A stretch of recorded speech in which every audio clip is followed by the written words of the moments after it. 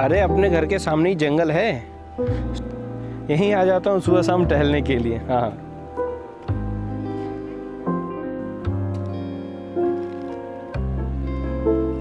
अरे घर में बच्चों का शोर शराबा बहुत होता रहता है यार। यहाँ क्या कर रहा है? हाँ क्या? यहाँ क्या कर रहा है? हाँ हाँ बोलो, फोन पर बात कर रहा हूँ। हाँ तो चुपचाप बात ही कर, मैं इधर लकड़ी काट रहा हूँ। हाँ हाँ ठीक है। मैं ये कह रहा था। हाँ चुपचाप बात ही करना, किसी को बोलना मत। और ये कॉलोनी का जो राजा भाई है ना, अपने को अच्छे से जानता है। मैं भी कॉलोनी में ही रहता हूँ। और हाँ मेरे पास एक कुत्ता भी है, अगर काट कूट लिया ना तो मुझे बोलना मत। हाँ हाँ बात ही कर रहा हूँ। शायद ये कुल्हाड़ी की वजह से इतनी अकड़ दिखा रहा होगा। अगर बात बढ़ती तो साले की कुल्हाड़ी से बचते हुए इसी को ही उड़ा देता, लेकिन इससे कुछ बोल दूंगा तो वे महिलाएं भी यहाँ आ जाएंगी और इसकी तरफ से मुझ पर ही टूट पड़ेंगी। हाँ भाई मैं कह रहा था कि तुम लोग आ जाओ यार, फिर तभी बात करेंगे, है ना? ठीक है फोन रखता हूँ मैं। हाँ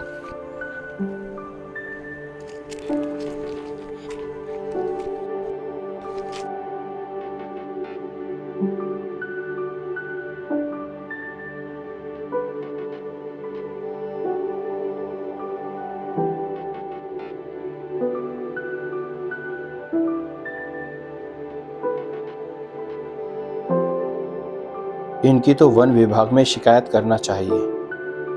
2-3 दिन से तो रोज ही इन्हें देख रहा हूं, लेकिन ये हरामी तो मुझे आज ही दिखा। घर चल कर देखता हूं। एक फॉरेस्ट वाले ने तो नंबर दिया था मुझे, लेकिन उसकी ड्यूटी तो अब रामपुर साइड हो गई है। चलो घर से फोन करता हूं, वो यहां से किसी दूसरे गार्ड का नंबर दे सकता है या खुद ही उन्हें इन्फॉर्म कर देगा।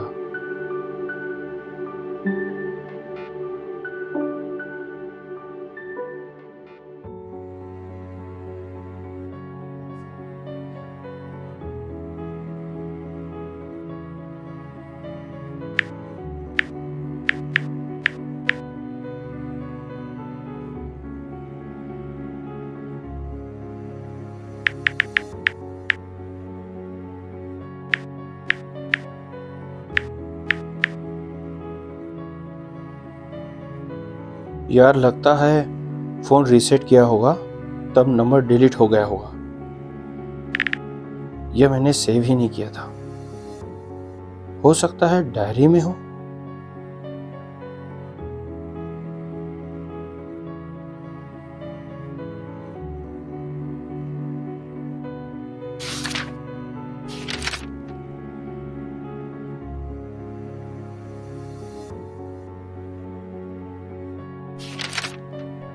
संतोष, संतोष, रेंजर, रेंजर कहाँ गया? कहाँ गया? मिल क्यों नहीं रहा?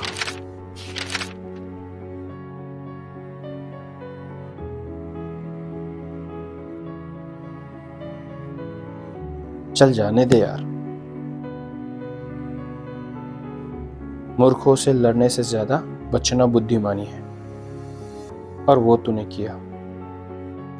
गरीब गौर लोग हैं, छोड़ उनको।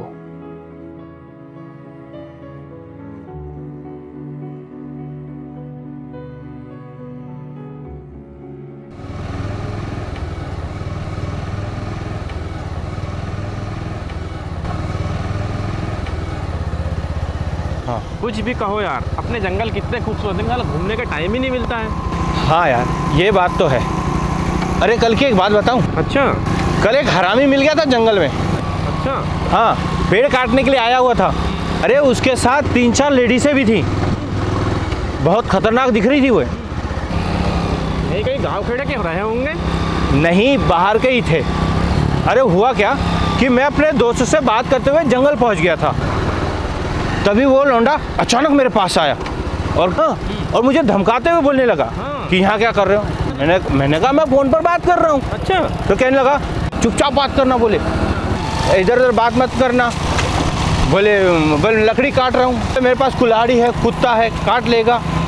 तो मैं तो फ़ोन पर बात कर रहा था, इसलिए ध्यान नहीं दे पाया था, इसलिए मुझे समझ नहीं आई उसकी बात, नहीं तो उसकी कुल्हाड़ी से उसे ही काट देता मैं।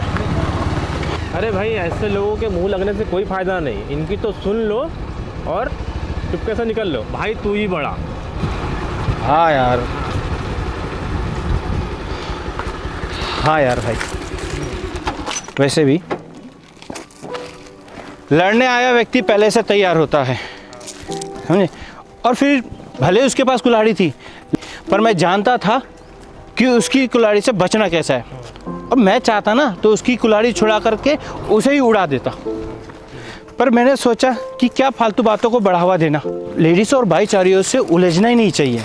वैसे अपन भी कुछ कर नहीं रहे हैं और परिवार वालों के लिए एक नई मुसीबत हो जाती, अपन उनका लिहाज करते रह जाते और वे कुत्ते बिल्लियों जैसे अपन को काट खाती। हाँ यार, वैसे भी और बात बड़ी इसकी सुनती है कभी भी। हाँ, ऊपर बात पुलिस तक जाती तो अपन ही धराए जाते। अरे भाई अब क्या कर सकते हैं, लूट मची हुई है और अपने नेता लोग तो इनसे भी बड़े वाले हैं। ऐसा नहीं है यार, लेकिन करना भी तो इन्हीं लोगों को पड़ेगा ना। नियम है, कानून है, सब कुछ है। अपने देश में क्या है कि कानून का पता ही नहीं है, और कानून की जानकारी तब होती है जब आदमी धरा जाता है। अगर सबको कानून पता हो तो ये समस्या ना हो, जन जागरूकता होनी चाहिए। इन लोगों को क्या करना चाहिए कि जो रिहायशी इलाके होते हैं, गांव है, बस्तियां हैं, शहर है, जहां से जंगल की एंट्री होती है, वहां पे जगह जगह साइन बोर्ड लगे होने चाहिए। यहाँ तक कि जंगल के अंदर भी वन विभाग वालों के नंबर, रेंजर के नंबर उसमें लगे होने चाहिए, ताकि जो जंगल काटने आए ऐसे लोगों की शिकायत की जा सके। सही बात।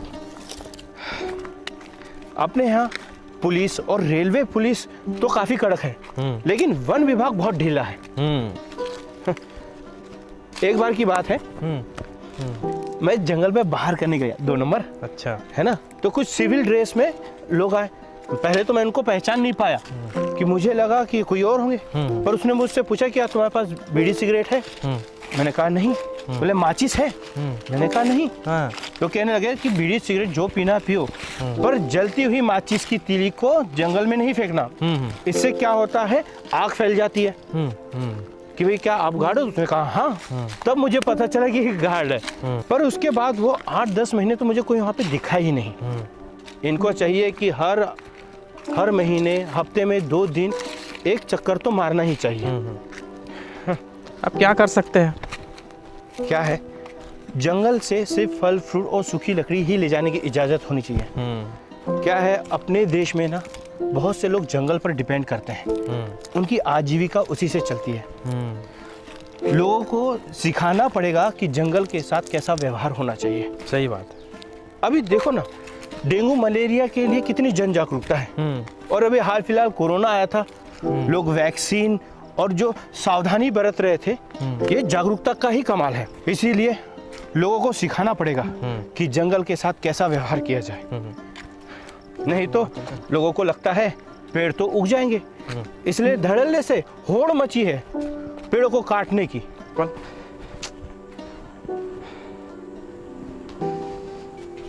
वायु प्रदूषण, जल प्रदूषण, इन सब चीजों के लिए लोग कितने जागरूक हैं, लेकिन जंगल के मामले में सब एक जैसे हैं, ढीले।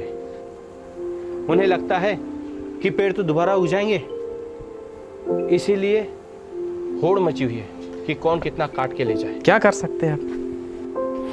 चलो, इधर बढ़िया डैम का किनारा है। हाँ, ये पिकनिक बनाने वाले भी आते हैं इधर। हाँ आते हैं, गंदगी करते हैं जंगलों में। अब डैम देखो कितना प्यारा है, सातपुड़ा बांध, लेकिन साफ सफाई नहीं है। आओ बैठते हैं।